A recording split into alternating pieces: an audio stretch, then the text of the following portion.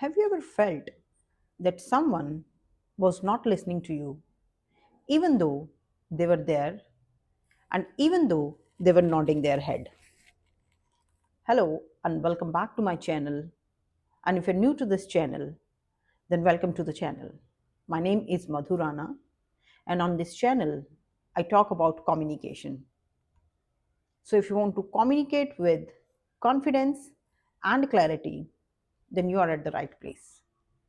Now, coming back to the topic where I was saying that, have you ever felt that someone was not really listening to you, even though they were there and even though they were nodding their head? The reason for this is people think that communication is speaking clearly and with confidence. Speaking clearly with confidence is definitely a part of communication, but this is just one part of the communication. The other part, which is an integral part of communication, is active listening. Or we can also say this as your listening qualities. This active listening is the one which creates and deepens the connection. Now, how this active listening creates and deepens the connection is because people may not remember what you said, but people do remember that how you made them feel. And people feel good when they feel heard. So today we're going to talk about active listening and how active listening is an important and integral part of communication. So now that we are talking about active listening, so let's understand and talk about why we are not able to listen actively. So the reason for not listening actively, mainly there are four reasons for not listening actively. And let's talk about these reasons one by one. The first reason and the most important reason is we listen not to understand but to reply. So when someone is talking to us, we are already preparing the response, our own response to what the person is saying in our mind. We are also judging, we are making our own opinions, we are thinking or we are planning to give advice. So, in all these processings or in all these overthinking which is happening in the head, we are not able to listen. So, even though we are present at that moment and we are even nodding the head, but we are not actively listening. So, the first reason is that we are not able to listen actively because we are not listening to understand, we are listening to reply. The second reason for not listening actively is although the person is saying something, but we are busy with our own thoughts. I may be thinking that, oh, this has happened to me also. I might think that I agree to this or I disagree to this. Or maybe I'm just preparing my own response and I'm thinking that I need to reply smartly to this. So, because a lot of overthinking, a lot of thoughts are coming in my mind, so my mind gets divided, and so is my attention. And when the attention is divided, the listening becomes shallow. And this is other reason why we are not able to listen actively because there are so many thoughts going on in our own mind. Now, the third reason why we don't listen actively is because we want to fix the problem and we want to impress the person. So, because we want to fix the problem, so we are in the hurry to give the solution. And because we want to impress the person, so we would going to sound intelligent, we would like to sound intelligent, we would like to appear helpful. So, we are always in the hurry to give the solution. And because we are in this hurry to give the solution, So we miss the process of understanding. And in this case, what is happening is empathy is being replaced by advice. So the third reason is we are not able to listen actively because we want to fix the problem, and that makes us to give the solution in hurry. So now another reason, the fourth reason, and which by the way is one of the important reason why we don't listen actively. And this reason is when someone is saying something, we are emotionally triggered. So, what is happening is a person is saying something, and when that person said something, it actually took you back to some memory, and that memory in which you may have some painful experience or you had a bad experience. Now, what is happening is you are not listening to that person actively because your emotions becomes dominant in such situation, and now you become defensive or you may become aggressive and you try to criticize.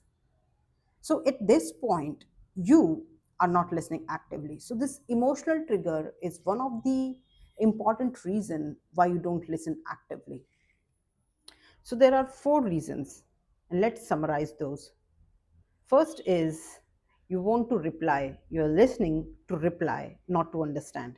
Second reason is you're busy with your own thoughts. Third reason is you want to provide a solution, you want to fix the problem or you want to impress the person. And the fourth reason, which is important reason, is you're emotionally triggered. So when all these things are happening in your mind, this made you to not listen properly or actively. Now, let's understand what is active listening or how active listening really looks like. So, there are various practices which you could do to become an active listener. First one is there should be silence without interruption. So, as I mentioned before, normally what happens is when someone is speaking, so the other person is always in the hurry to respond. And due to this, they interrupt the person in between, which doesn't seems to be the qualities of an active listener. So you should always let the person complete and should not interrupt in between, and you should say your point or you should respond only once the other person has finished saying what they want to say. Now, the next thing which basically makes you as an active listener is that you should stop doing the mental rehearsals when the other person speak. So as I mentioned before, what generally happens is when someone is speaking, so we generally are very curious to give our response, and we in our mind are rehearsing that what I'm going to say, and I'm just continuously thinking how to respond and what I will going to say in response to what the other person is saying. But instead of that, we should listen to the person and we should not do any kind of mental rehearsals in our head. Third thing which basically helps you make you as an active listener is to observe the body language. So when you are when the other person is speaking, you should observe the body language.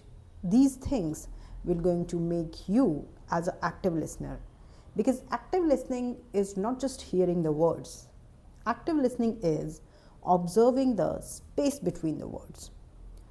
And body language, observing the body language really helps you to understand what the other person is trying to say. So first part of observing the body language, and which is the most important thing, is observing the eye contact. If the person who is speaking is making the eye contact, or if that person is not making the eye contact, or if that person is suddenly not making the eye contact, these shifts in the eye contact basically shows that whether that person is comfortable or not, or whether that person is engaged or not.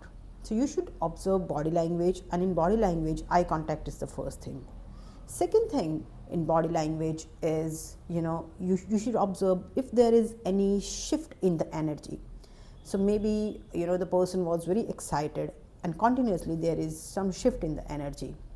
This shift in the energy shows that there is some emotional shift. You may have said something which may have triggered some emotional aspect for that person, and now there is an emotional shift. So you should observe these body language like eye contact or change in the energy, because these body languages will help you understand what the person is actually trying to say. Coming back to the next one, the last thing which you could do to make yourself as an active listener is you should not advise. Generally, as I mentioned before, we tend to advise the person to impress or to fix the problem, but we should not advise. Instead, what we can do is we should ask a clarifying question, that is it something what you're trying to say? All these things helps you make an active listener. So to summarize, in order to become an active listener, you should do 4 things. First is you should listen quietly to the person without interrupting in between. Second thing is you should listen carefully and should not do any mental rehearsals in your head. Third thing is observing the body language. And fourth thing is, instead of advising, you should try to ask clarifying questions. If you follow all these things will going to help you become an active listener.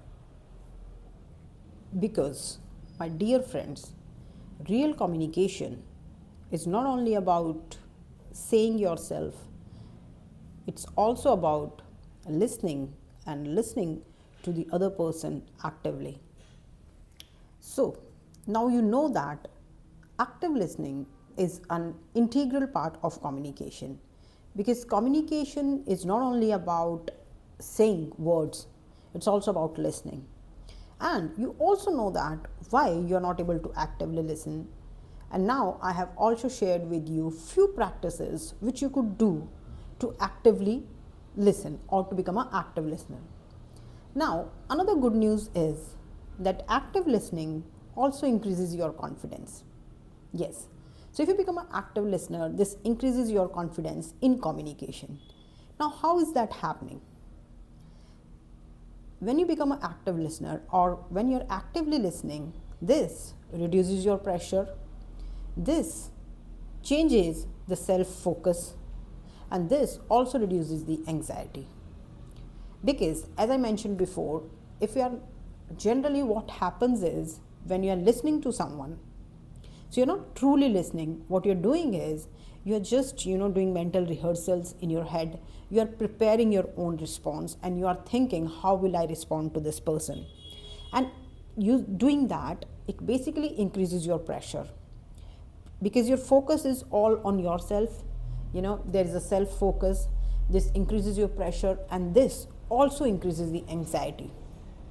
So when you're actively listening, when you're listening to the person and not rehearsing or not preparing your own response, so this basically reduces the pressure, it changes the self-focus, and it also reduces the anxiety, and this in turn increases the confidence.